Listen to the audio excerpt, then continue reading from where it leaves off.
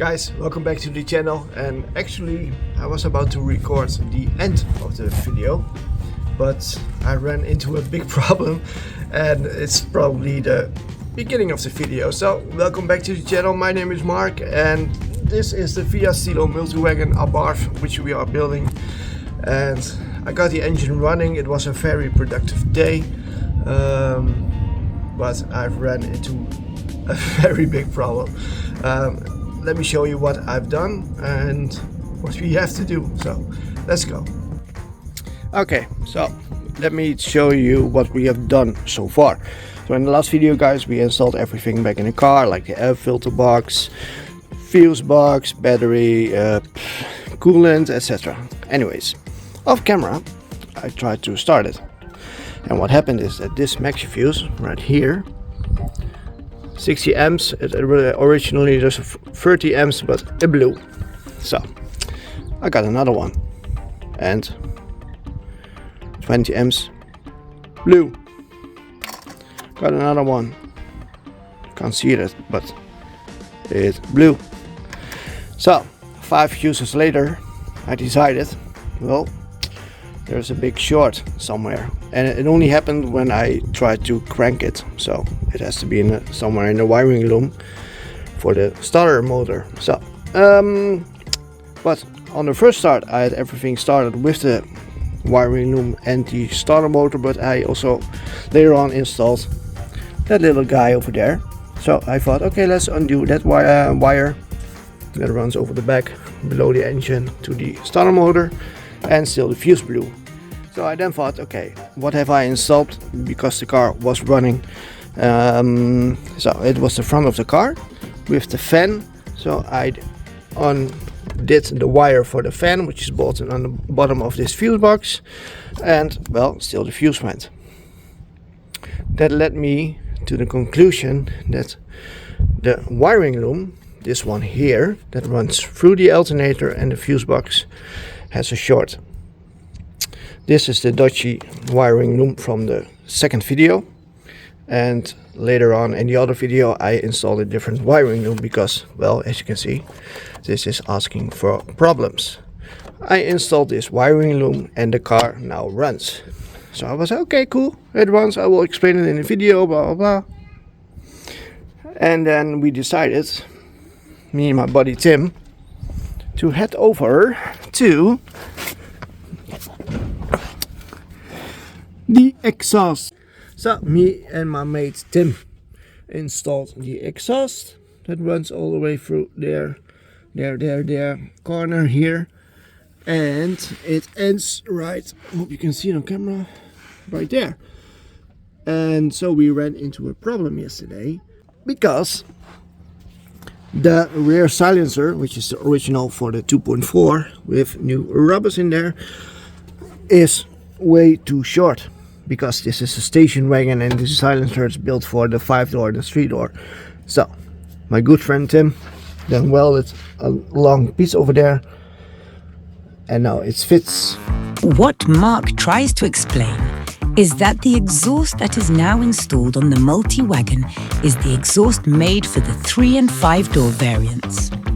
The multi-wagon is of course much longer, so the rear silencer piping is too short.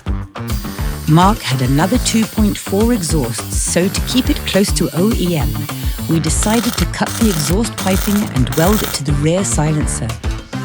We still have the wrong fuel pump in the car, but it's good enough to start the car, so let's just simply start it.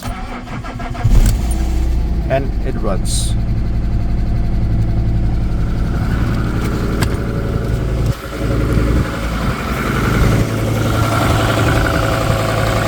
Here it is, guys. It runs perfect. This is a cold start, by the way, and there's not enough coolant. As you can see, everything is working perfectly. Same on. Woo! Well, anyways, and you might think, okay, cool, it dries finally, because it's a big achievement, especially here on a parking lot. We got a multi-wagon Abarth and it's running. Anyways, it runs beautiful. This is a big achievement, and let's celebrate with hitting that subscribe button below. But we have a problem. Let me show you what the problem is. The problem is underneath the car. And you might not see it now. So for now it's dry. And the problem is, guys, it's leaking oil. Look, right over there. It's leaking.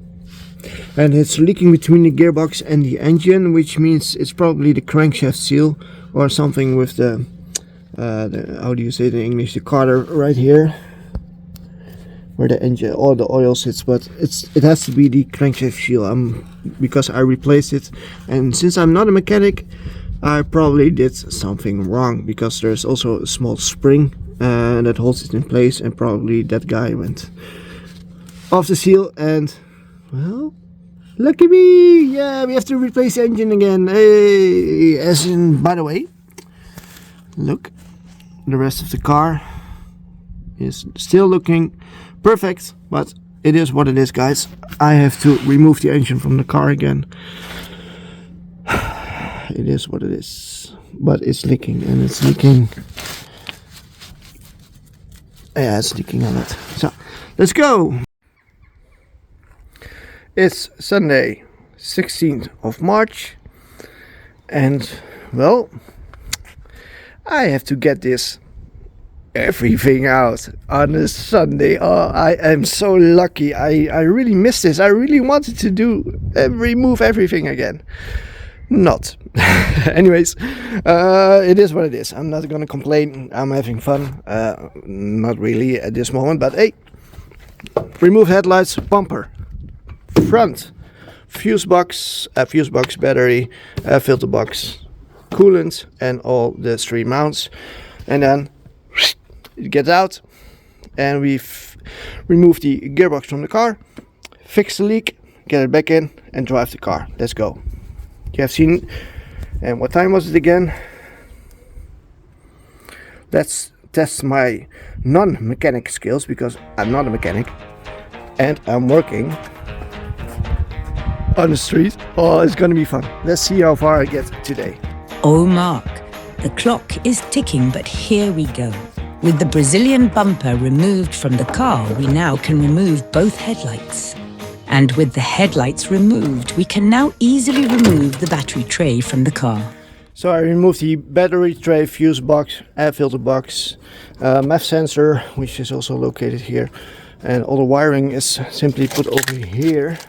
So now I think I might be just simply remove those two coolant lines, this one and the one, that one here for the front. Then the front can come off, and well, I'm trying to catch as much coolant as I can because it's new and I don't have enough to fill up the whole car again, and it's a Sunday. So yep, I'm gonna do that. So if you see me removing the front, I simply removed this one, that one, and the whole front can come off. With the coolant drained, we can now safely remove the front of the car. Since we need to remove the gearbox from the car, we thought it would be wise to keep both drive shafts inside the gearbox. This way we don't lose any gearbox oil, but therefore we need to loosen both shocks. This is not the easiest way, and this is hard work, but we did not want to drain the gearbox oil, and were limited with the time we had. Really hard work working like this, but I've got the drive shaft out. So, but I only removed the seal right here, so I'm not losing gearbox oil. So, anyways, undo the other one also, and the engine probably can come out. It is 12:17, and I'm ready to get this engine out. It's only hanging. Can't probably see it, but it's only hanging in this mount and in this mount. So let's undo the exhaust and both drive shafts, etc. So let's undo these mounts and get the engine out. Hopefully I'm gonna get it out safely. Oh man, it's such a big thing. Since this is a complete engine and gearbox, we thought it would be wise to do this with 2 people. We removed both drive shafts and the flexible exhaust pipe, and now the engine is just hanging in 2 mounts.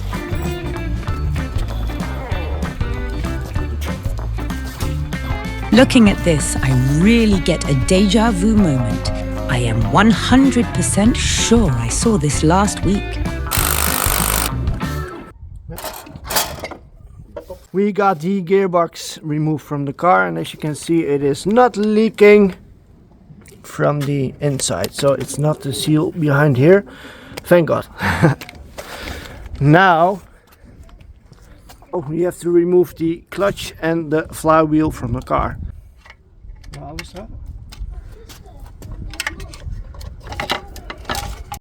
And as expected, it is leaking from the crankshaft seal over here. So I installed this one the wrong way, so now we are going to install it the correct way. The crankshaft seal was brand new but installed the wrong way. You need a tool that comes with the seal, and Mark did not use it. I think someone forgot to read the instructions. And this is the main problem. This little spring here came loose, and then the oil is coming out, easy as that. And here we have the new crankshaft bearing that my mate Tim had in stock. And there's a plastic part here. If I look at the instructions, it says on the top, do not remove the plastic sleeve until the bolts are mounted. And what did this idiot do?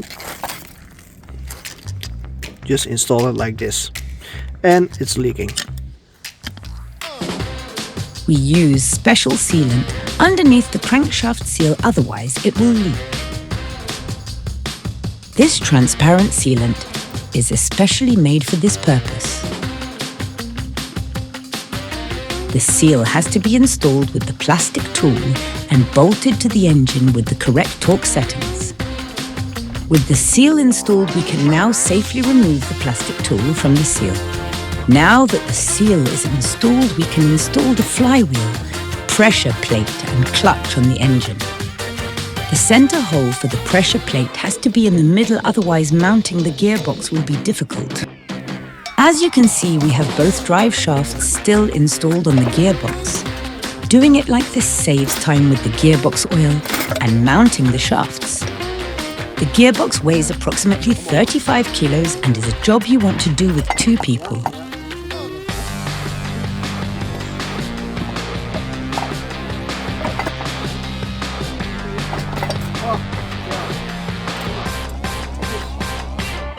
With the gearbox back on the engine, we can now install the engine and gearbox back into the car. We could have done it quicker, but getting a replacement seal took a lot of time. The mounting of the engine and gearbox you already have seen in part 4, so we are going to skip that for now.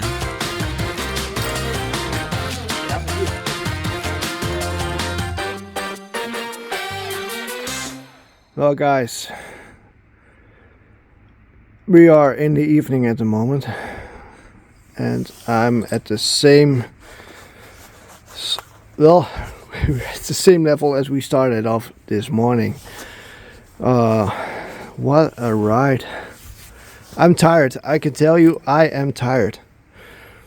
But coolant is back in again, battery is installed, some wires are missing, fine.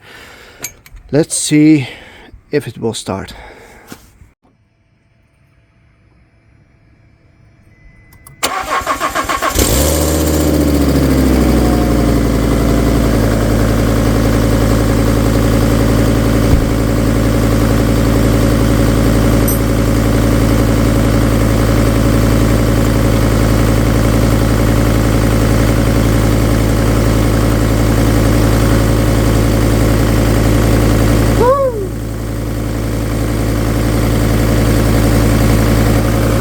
Well guys, cold start.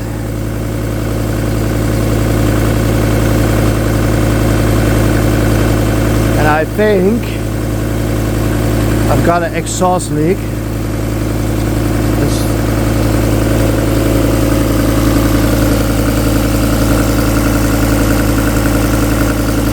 See the exhaust smoke?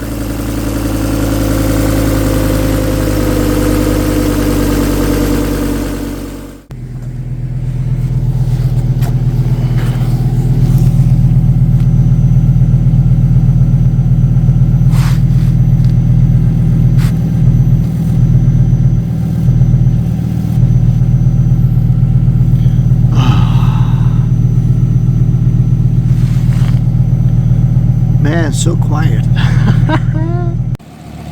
Well, overall guys, it runs smooth. Oh man, what a job.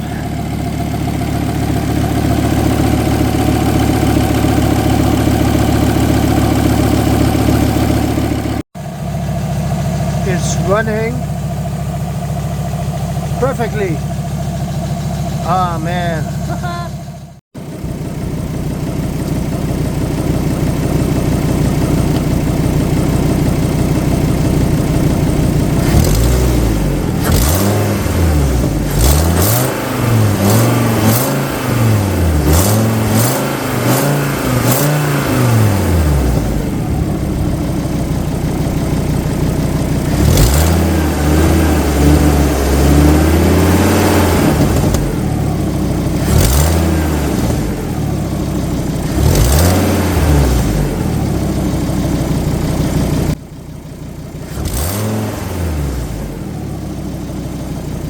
We are ending the video right here.